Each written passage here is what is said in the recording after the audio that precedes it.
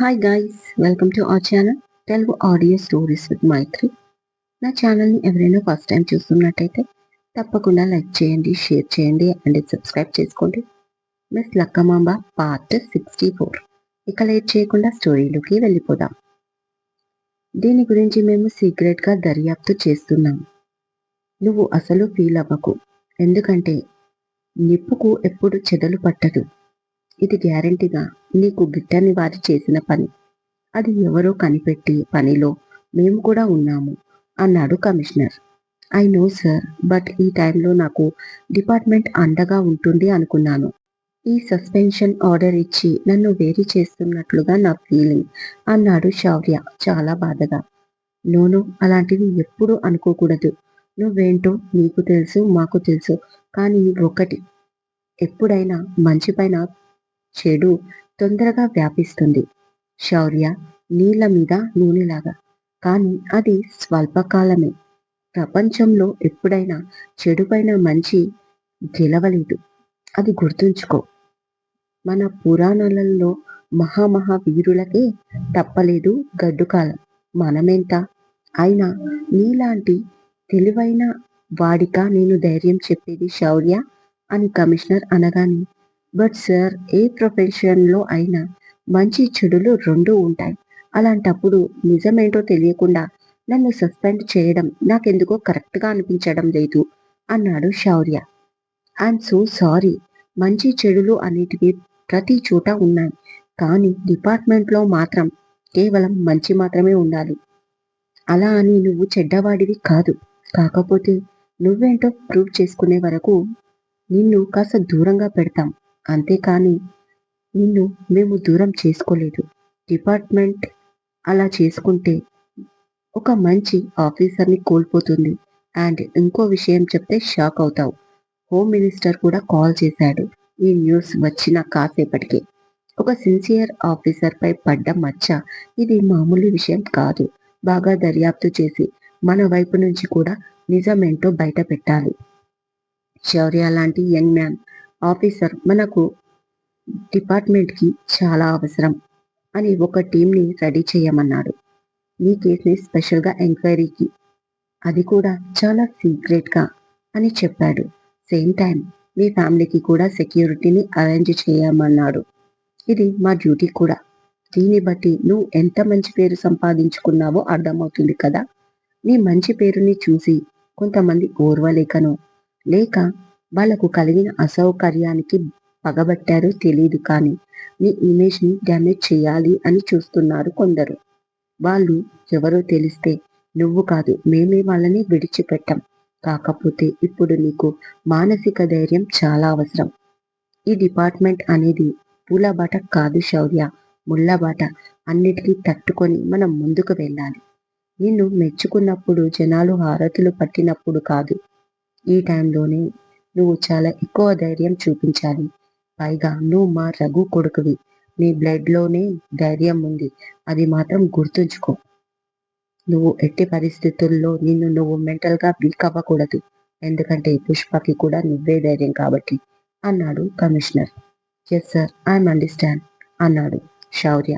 ఎప్పుడైతే కమిషనర్ తన తండ్రి పేరు తీశాడో ఒక క్షణం తన కళ్ళల్లో అతని రూపం కనిపించి ఆటోమేటిక్గా ధైర్యం అనిపించింది శౌర్యకి. కరెక్టే, ఎవరో కావాలని చేసిన దానికి నేను భయపడితే ఎలా? నన్ను నేను ప్రూవ్ చేసుకొని దీని వెనకాల ఉన్న వాళ్ళను బయటికి తీయాలి అని ఆ క్షణం చాలా స్ట్రాంగ్గా అనుకున్నాడు శౌర్య. ఓకే, మమ్మీని అడిగినట్లు చెప్పు. ఏ విషయంలో అసలు కృంగిపోవద్దు. నేను కూడా కాల్ చేసి మాట్లాడతాను మమ్మీతో అన్నాడు commissioner. Okay sir, thank you for the everything అన్నాడు శౌర్య. ఎందుకో అక్కడ ఇక ఉండడం కష్టంగా ఉంది. అనుకోకుండా ఒక పుడికి వచ్చి తన నెత్తి మీద పడ్డట్టుగా ఉంది పరిస్థితి. అది చెయ్యని తప్పుకి ముందు దీని వెనకాల ఎవరు ఉన్నారో కనిపెట్టాలి. అప్పటి వరకు తనకు ప్రశాంతత అనేది లేదు అని చాలా గట్టిగా అనుకున్నాడు శౌర్య. ఇంకాసేపు మాట్లాడి అక్కడి నుంచి బయటికి వచ్చాడు వెళ్ళడానికి శౌర్య. అతని వెనకే కౌశిక్ కూడా వచ్చాడు ఇంటికి వరకు వస్తాను అంటూ. ఏంటి, సెక్యూరిటీనా నాకు అడిగాడు కాస్త నార్మల్గానే శౌర్య. నోరా, జస్ట్ నువ్వు నా ఫ్రెండ్వి, ఆ మాట కంటే కూడా నువ్వు నాకు బ్రదర్ కంటే ఎక్కువ. ఈ టైంలో నేను ఒంటరిగా ఎలా వదలాలి? అదీ కాక పెద్దమ్మని కలిసి చాలా రోజులవుతుంది. అయినా ఈ మధ్య బాగా చూస్తున్నాను. సీక్రెట్‌గా పెళ్లి చేసుకున్నావు. పెళ్ళాన్ని ఇంట్లో పెట్టుకొని నువ్వు మడి కట్టుకొని కూర్చోవడమే కాకుండా ఫ్రెండ్స్‌ని కూడా ఇంటికి రావద్దు అంటున్నావా?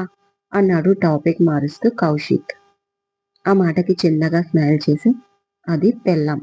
దానికింకా బ్రెయిన్ పెరగలేదు అంటూ బుల్లెట్ తీశాడు శౌర్య. కౌశిక్ తన బైక్ పక్కన పెట్టేసి శౌర్య బైక్ పై ఎక్కాడు. మొత్తానికి నాతో వస్తానంటావు అన్నాడు శౌర్య మళ్ళీ. అఫ్ కోర్స్ డెఫినెట్ గా వస్తాను నేను. మా పెద్దమ్మని కలవడానికి నీ పర్మిషన్ నాకు అవసరం లేదు అన్నాడు కౌశిక్. ఓకే ఓకే అంటూ బైక్ స్టార్ట్ చేశాడు శౌర్య. దారిలో చాలా చోట్ల శౌర్యకి వ్యతిరేకంగా ధర్నాలు, అల్లర్లు కనిపించాయి. హెల్మెట్ ఉండడంతో కామ్గా వచ్చేశారు ఇద్దరు. ఈ టైంలో ఎంత తగ్గితే అంత మంచిది అని శౌర్యకి తెలుసు. ఇలా దాడులకు పాల్పడుతున్న వాళ్ళది కాదు తప్పు. దీని వెనకాల ఎవరున్నారో వాళ్ళది తప్పు. తీస్తా, మొత్తం బయటికి తీస్తా. ముందుగా నాపై ఆరోపణలు చేస్తున్న ఆ లేడీ జాతకం మొత్తం బయటికి తీయాలి. ఆ తర్వాత ఒక్కొక్క స్టెప్ తీసుకుంటూ వెనకాల ఉన్న వాళ్ళందరినీ లాగాలి అని ఇలా మాట్లాడుకుంటూ ఇంటికి చేరారు ఇద్దరు. ఇంటికి వచ్చేసరికి ఒక 50 మంది చిల్లర గ్యాంగ్ శౌర్య ఇంటిని చుట్టుముట్టారు. అప్పటికి డిపార్ట్మెంట్ వాళ్ళు అలర్ట్గా ఉండడంతో వాళ్ళని చెదరగొట్టే ప్రయత్నంలో ఉన్నారు. వెంటనే శౌర్య కౌశిక్ని సేఫ్టీగా వెనక దారి గుంట లోపలికి పంపించారు. ఫస్ట్ టైం తన ఇంటికి తాను ఒక దొంగలా రావడం అసలు నచ్చలేదు శౌర్యకి. ఇక అతని కోపం వెయ్యింతలయ్యింది. చాలా సీరియస్ గా వెనక డోర్ నుంచి లోపలికి అడుగు పెట్టాడు శౌర్య. అతని వెనకాల కౌశిక్ కూడా. అప్పటికే న్యూస్ చూసి రోషన్ వెళ్ళిపోవడంతో ఇంట్లో Anika, Pushpa, Sulochanamma, Lucky, bakery close చేసి వచ్చిన బంటి కూడా ఉన్నాడు. పాపం బంటి తలకి దెబ్బ తగలడంతో పుష్ప ఏడుస్తూ కట్టుకడుతుంది. అది చూసిన శౌర్యకి మనసు బాధగా అనిపించింది. ఏం జరిగింది బంటి అడిగాడు వస్తూనే. అది భయ్యా బేకరీ దగ్గర ఈ ఎదవలే ధర్నాకు దిగారు. అక్కడికి షాప్ క్లోజ్ చేస్తుంటే రాయితో దాడి చేశారు. దాంతో ఒక రాయి వచ్చి నా తలకి తగిలింది అంతే. పర్లేదు భయ్యా, తగ్గిపోతుంది అన్నాడు బంటి. చాలా బాధ అనిపించింది శౌర్యకి. తను చెయ్యని తప్పుకి తాను కూడా తన వాళ్ళు కూడా అనుభవిస్తున్నారు. మొదట్లో డిపార్ట్మెంట్లో చేరతానంటే అమ్మ ఎందుకు వద్దందో అతనికి ఇప్పుడు అనుభవంలోకి వస్తుంది. ఎప్పుడు ఒకే టైం ఉండదు నాన్న అని పుష్ప అంటే ఏంటో అనుకున్నాడు. ఈ జనం మాట అటుంచి ఇన్ని రోజులుగా నా డిపార్ట్మెంట్ కి ఎంత సేవలు అందిస్తే చివరికి ఈ ఆరోపణలకు జనాలు తనకిచ్చే సత్కారం ఇది అని అర్థమైంది. బట్ ఇది కూడా తాత్కాలికమే. అయినా నిజానిజాలు బయటికి వచ్చాక అందరి పని చెప్తా అని మనసులో అనుకున్నాడు శౌర్య. తను డల్గా ఉండడం పుష్పకి నచ్చలేదు. ఇంకో పక్క బిక్కు బిక్కుమంటూ అనిక, లక్కీ కూర్చున్నారు. ఇక వాళ్ళందరినీ ఫేస్ చెయ్యలేక తన రూంలోకి వెళ్ళిపోయాడు శౌర్య. కౌశిక్ కూడా అతని వెంటే వెళ్ళాడు. శౌర్య ఉద్దాంతం వెలుగులోకి రాని కొన్ని గంటల ముందు ఈవినింగ్ రోషన్ రెడీ అయి బయటికి వచ్చాడు హుషారుగా. అప్పుడే రజని, నానా రోషన్ ఎక్కడికి పోయి రెడీ అయ్యావు అని అడిగింది. మన స్వీటీ దగ్గరికి అనగానే, స్వీటీ దగ్గరకా? అయితే ఒక ఇంపార్టెంట్ న్యూస్ చెప్పవా తనకి? నేను ఫోన్లో చెప్తే తను ఎలా రియాక్ట్ అవుతుందో తెలీదు. డైరెక్ట్గా చెప్దామంటే మీ డాడీకి కోపం కాబట్టి నువ్వు చెప్పు అంటుంది రజని. దేని గురించి మమ్మీ అడిగాడు రోషన్ ఆశ్చర్యంగా. శౌర్య లవ్ మ్యాటర్. తన లవ్ ప్రపోజల్ ఒప్పుకున్నాడా, కనీసం ఒప్పుకునేలా కనిపిస్తున్నాడా లేదా అనేది క్లారిటీగా చెప్పుమను అంటుంది కంగారుగా. ఆ మాట అంటున్నప్పుడు ఆమె చాలా టెన్షన్ గా కనిపించింది రోషన్కి. వాట్ మమ్మీ, డాడీ మళ్ళీ నీపైన కోపం చూపించాడా అనిక విషయంలో అని అడిగాడు రోషన్. అలాంటిదేమీ లేదు, కానీ మీ డాడీ ఒక కాల్ మాట్లాడాడు.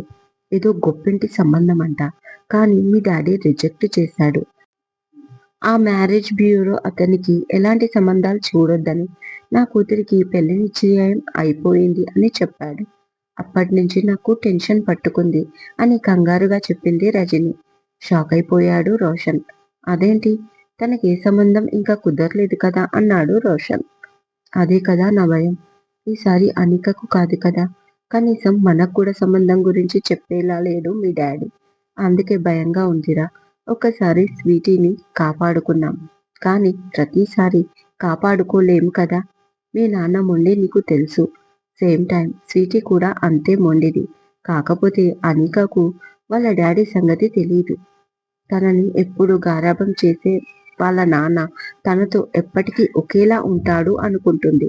కానీ మీ డాడీ మిమ్మల్ని ఎంత ప్రేమిస్తాడో తన పరువు స్టేటస్ ని కూడా అంతే ప్రేమిస్తాడు. ఆ విషయం స్వీటీకి అర్థం కాదు.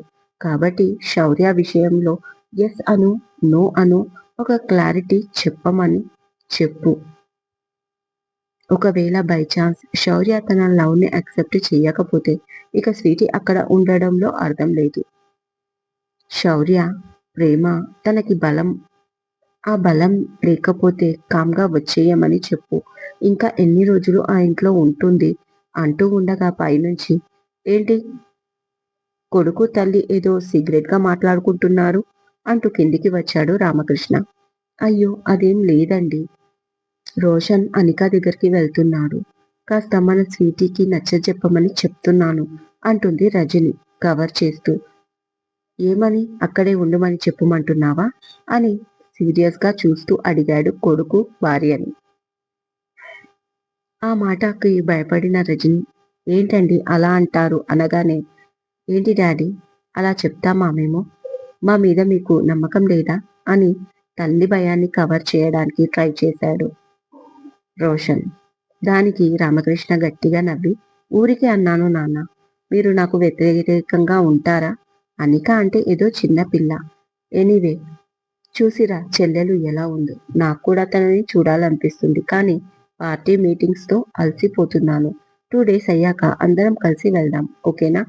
ఇప్పుడు కూడా ఓ మీటింగ్ ఉంది పార్టీ ఆఫీస్లోనే, అక్కడికే వెళ్తున్నా అని రామకృష్ణ చాలా కూల్గా బయలుదేరాడు.